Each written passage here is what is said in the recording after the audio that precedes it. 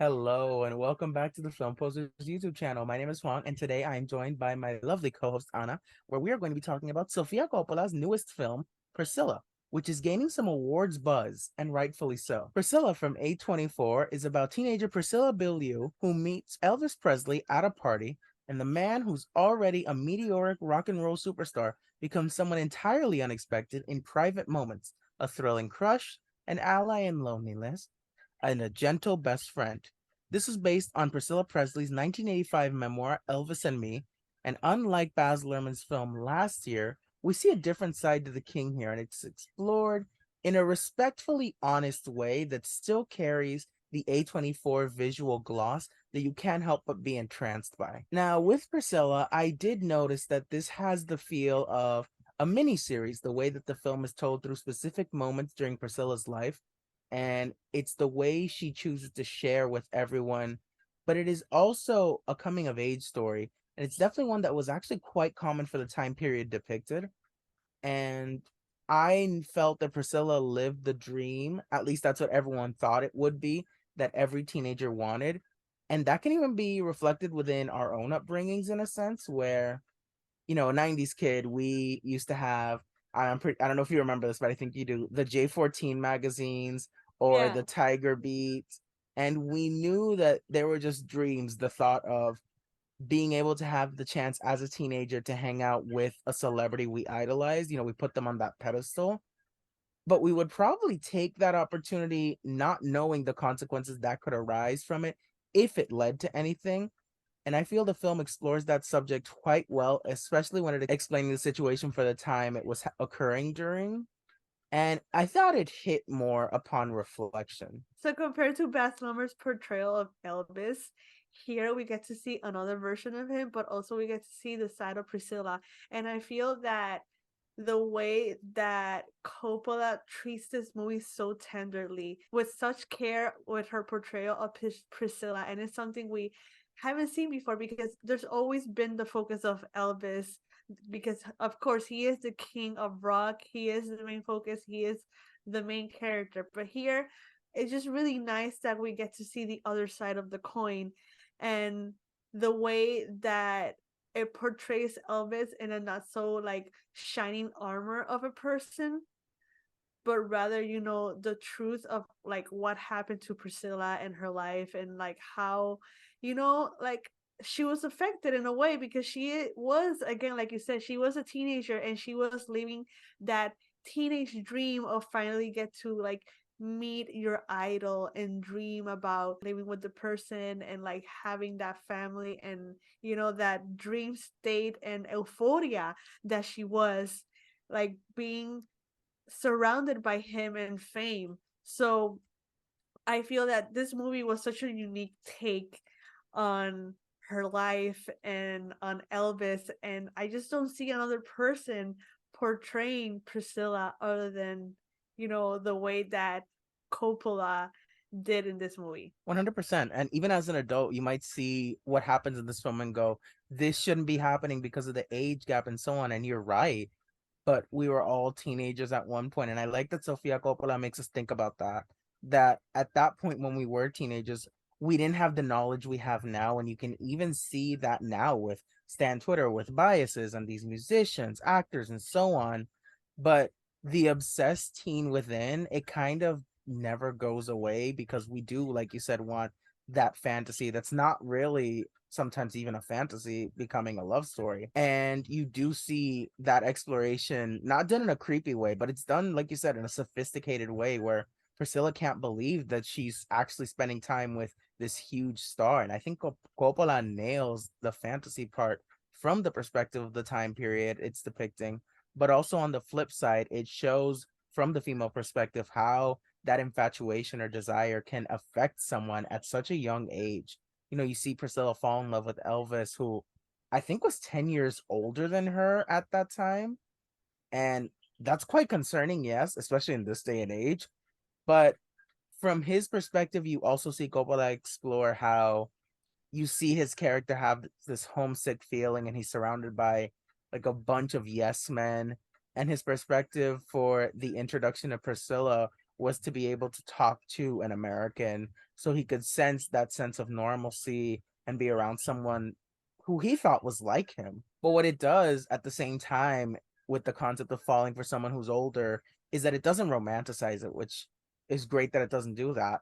But it holds up a mirror and asks the audience to look past the dream and stare into the reality of why this shouldn't be happening, because not everything is as dreamy as it seems. And that's what happened to Priscilla, that things can fade and shatter. And what you thought was a love story was a nightmare.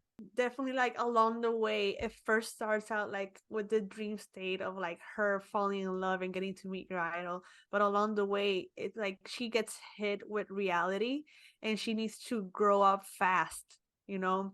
And she changes like who she is. She starts like putting makeup, like changing her hairstyle, and just along the way, just like with Elvis, like, yes, man, she's like saying yes to everything until obviously a person has like a boiling point to stop. And that's how we see, like, along the movie, like, how many times, like, does she has to like separate herself to be able to like please these people and please Elvis. And there's a point that she just doesn't like see herself anymore, and it is a sad reality that we got to see. But again, the way that it was portrayed, it wasn't crude or anything. It was just like, you know, como que with such tenderness to it that makes us, the audience, sympathize with Priscilla. Yeah, it's very honest in its depiction. I 100% agree. And going into that, we have to talk about Kaylee Spaney as Priscilla. She nailed this role. I thought she was absolutely phenomenal. And she nails Priscilla's soft spoken nature. And what's incredible about this actress, she's 25 and Yeah. she's able to play this character from the age of 14 all the way till the age that you see at the end credits. And you watch her grow and change. And it's kind of insane. And what you noticed in the theater, I remember you said all of the expressions, all the feelings and reactions are done through her eyes. She does a lot of serving face, but the acting is through there. And it's very powerful the way she does it. Because, you know, when she had to get angry, she did. When she had to get emotional, you felt it even more. She was very in control of her emotions and she didn't go too far or overboard because she maintained that. And that's really impressive. And there are some people who say they don't really get to know the character, but you actually do. Yeah. Well, also, what's impressive about her performance is that there was a point where we were both at like talking about her performance at the end, and we were like, is that the same actress?" Yeah, it's impressive. Yeah, because the whole change, like the complete change that she did from like her being 14 to now, like as an adult, it's so like amazing. And the way that it, like, it was a completely different person. And I was like, wow, okay, that was great. So I Mhm. totally get what you're saying here. Yeah, it's a real transformation, and Kaylee Spaney, she nails it. You see this throughout the entire film, but you see that lost teenager. You see someone who was robbed of her innocence, of that time between being a teenager and going into womanhood, knowing everything you've learned from being a teenager, because she got, if you will, Elvis's version of it. She didn't really know people from her class or even make those lifelong friends that teenagers sometimes get to make. You see someone, like you said, who was trapped by a man telling her how to dress with her hair and her makeup and how to dress just to suit him and do what he says and what to do. And it stripped her of her individuality until she ultimately did leave him in real life. And it's quite sad when you see everything she went through, because you saw that change and you start to wonder what would life have been like if she had not, I wouldn't say fallen, because you can tell Priscilla still loves Elvis, but not fallen for that fairy tale. But what if she didn't go meet Elvis? Would her, how her life would have been so different, even her relationship with her parents. Yeah, even like the relationship with everybody in general, because we get to see her how she gets less and less attached to Elvis by the end, and she kind of just grows out of him in a way that she kind of realized that it's unhealthy for her and for her child, and you know, for those around her. And she starts to see how she starts to like do healthy friendships and family members and such. And it is such an impressive, shift that the movie like makes for you to the audience to be able to see what was her life before and after Elvis. Now that we've talked about Kaylee Spaney, we have to talk about Jacob Elordi's performance as Elvis, which is completely different, like you said, from Austin Butler's version of the character. I noticed Austin Butler had more of a flashy role because, they focus more on the glitz and the glamour that he embodied and the person that we knew as Elvis. But what you can notice with Jacob Elordi's character is he tackles more of the personal side of the character and more of the version that Priscilla knew, which makes it a much more intimate portrayal. And again, it's completely different from how the world knew him than they did in, let's say, Baz Luhrmann's version. It's two very different perspectives and performances and even films. And I will say, Jacob Elordi didn't overdo it with his role. He had the essence of Elvis. I like that they nailed that with the height difference between him and Priscilla, and even had that overpowering energy that you saw when he was molding Priscilla into the perfect wife. And how if she didn't comply, he kind of gaslit her into thinking she was wrong by telling her how lucky she was to live in Graceland, how many people would want to have this opportunity, and she was being ungrateful. And it's not done for the dramatics. It really happened per the memoir, which further adds to the point that we don't really know what happens with any celebrities behind closed doors. We only see what the media lets us see or what the celebrities themselves let us see after things have passed. And even then, Elvis was a charming man, and Jacob Elordi's charm really shined in this film. Like you said, compared to Austin Butler's performances, I feel that Jacob's performance is like there's a subtleness to it. Yeah. Like it's not overbearing. Kaylee and Jacob's performances really match each other's energy.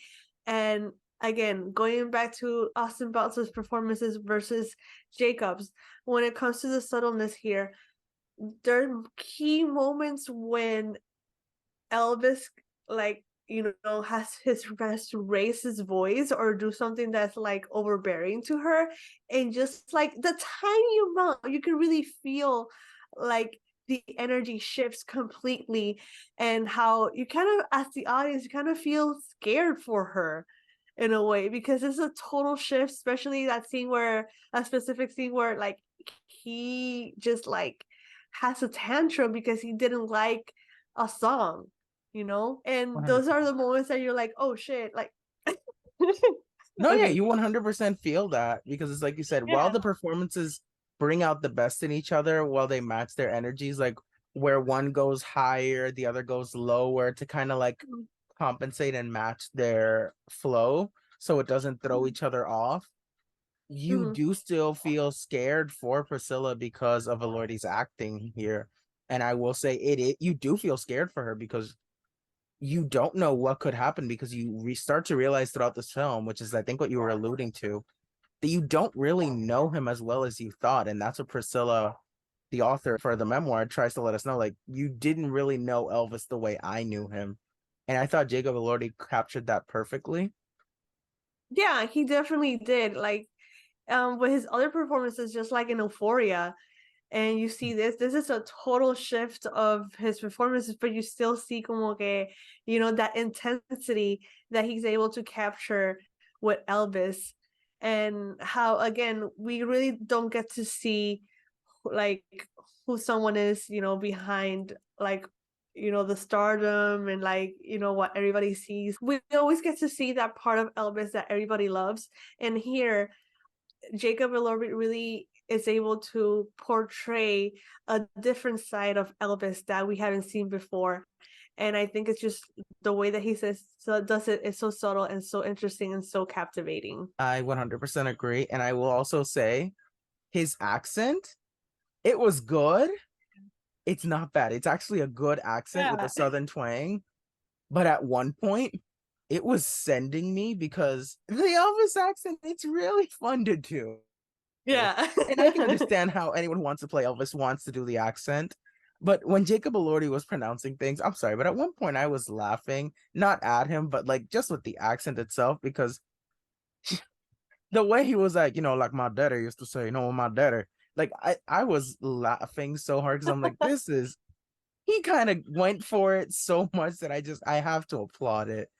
Like it did feel a little bit like, okay, I don't know if you got that line right exactly, but I love the way it was delivered anyway. So I'm glad Sofia Coppola left that in because every time he mentioned that phrase of like you keep the fires lit for me or you go because what happened was like my daddy said, I was dead. I was dead. It's like he didn't mean it to be funny, but when you start to do the Elvis voice yourself, you kind of can't help it. But you do admire him because it is so much fun to do that you're just like, damn, and he didn't break doing this? That's kind of amazing. I will Yeah, say it's kind of amazing. yeah, yeah. And the other side note, the fact that the first time he knew about Elvis was because of the little I was the about to say that it's Stitch hilarious. movie. It's hilarious to think that Austin Butler changed his voice completely to get into the Elvis role in his film. 100% dedicated, and we love that for him. He was amazing for it to the point where he couldn't get rid of that voice to the point where it became a meme. And then you have Jacob Elordi, like Anna said, saying on Jimmy Fallon that his reference point for Elvis in this movie was the iconic movie Lilo and Stitch. Like you can imagine Jacob Elordi getting that script, turning on Disney Plus and putting on Lilo and Stitch, and then just start rehearsing the lines with the accent. And then their voices either way come out so good that you're just like, wow, method acting is incredible. Like that's amazing. Just imagine just him with a note and a pen, and it's like I'm taking notes and just watching Little Stitch. Like he wrote down the line of like my daddy, and he just started rehearsing it while the movie was playing on Disney Plus. Like Lilo and Stitch got a bunch of streams at one point because of Jacob Elordi. Like I'm sure of it. Honestly, what a king. Honestly, what a king! What great taste for that. Yeah. Now there was a rumor going around at one point, which I'd like to bring up for a second. A while ago, it's since been debunked that it wasn't true, but I just think this is wild to think about. That someone was saying that Justin Bieber was at one point up for the role of Elvis. Now, this is just a rumor, it's not a fact, and I'm glad it wasn't the case because no disrespect to Justin Bieber and the Beliebers, don't come for me.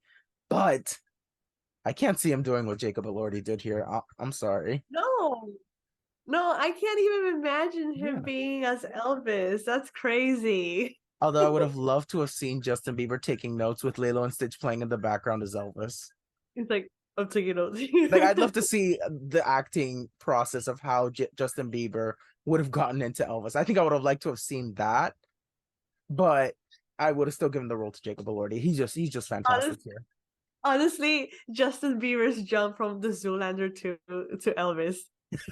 Range, mama, range. Range, we love that. Now going back to the film itself, and we were talking about at one point how this perspective adds to the shattering of a fairy tale. They do explore, like you had said, the toxicity of this relationship, be it emotional abuse, mental abuse, and even at one point physical.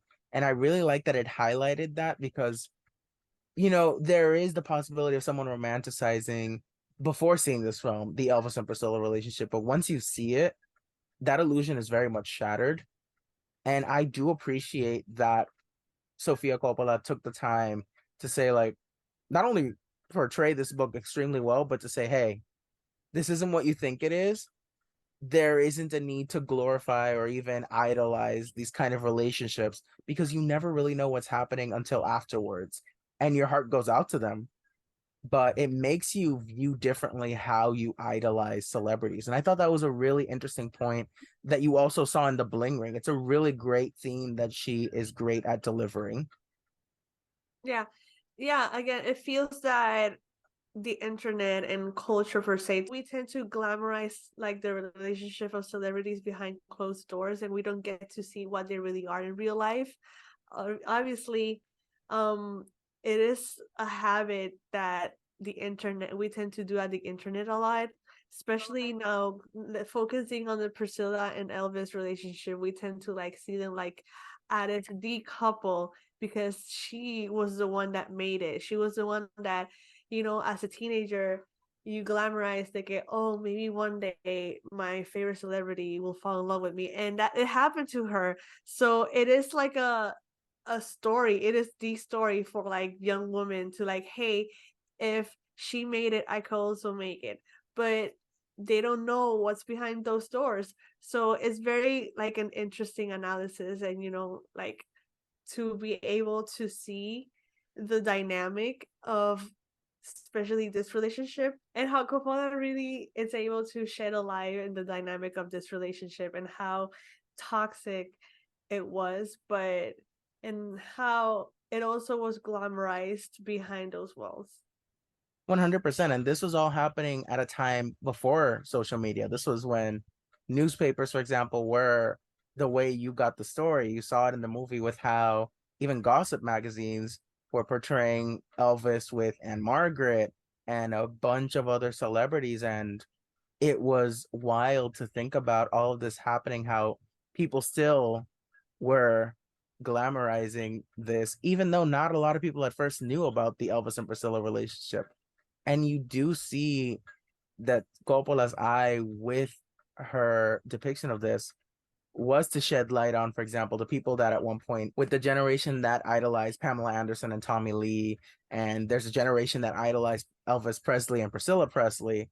But now that you get to see the full story, you get to rethink your thoughts and even dynamics on relationships in general. And you do start to wonder, like, how much of it is really a fairy tale in front of the cameras and how much isn't behind the cameras. And I thought that was really great to see. Yeah. I also want to point out that the cinematography was beautiful.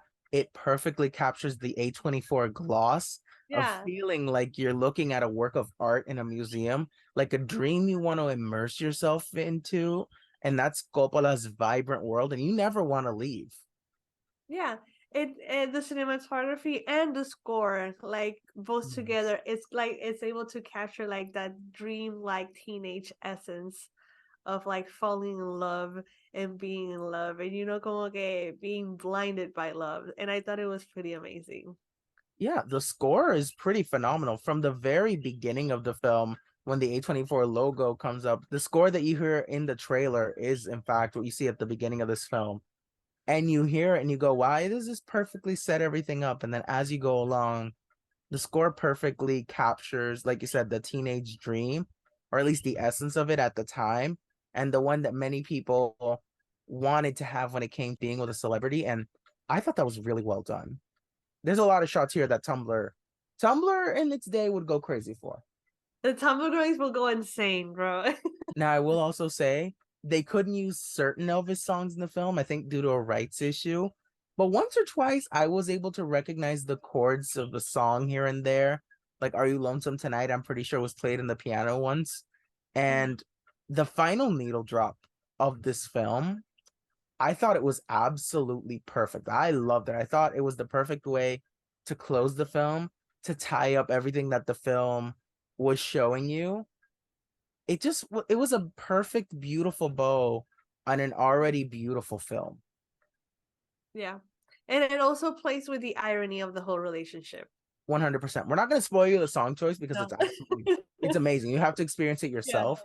But when you hear it and you connect everything with the film, you're just going to be like, that is perfect. Yeah. That is absolutely perfect. And this is not an easy film to digest, but it's an interesting film to analyze. And it's so phenomenal. With this film, you knew that it was a fantasy, this love story, but the movie asks the audience what happens if it becomes a reality, and what if it's not really a love story. And I think it's wonderful. It makes you wonder, what are you willing to give up for a love story that isn't the fairy tale you were promised? And the more we talk about this film, I think the more I end up loving it.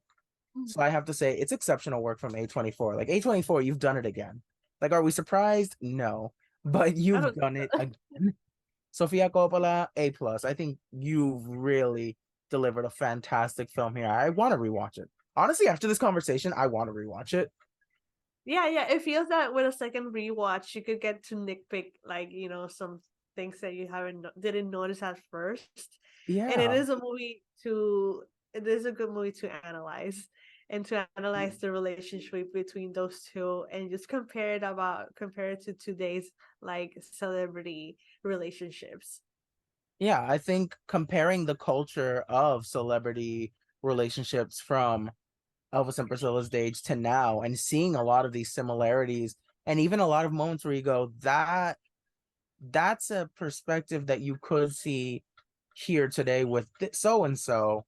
I think it actually adds to more of the depth of this film because you go, if this could happen for someone as idolized, as loved as the king, who else could this be happening to? And you don't want to go into that rabbit hole of who's going through this, but the film lets you know, like, hey, not everything is perfect, and there's nothing wrong with that.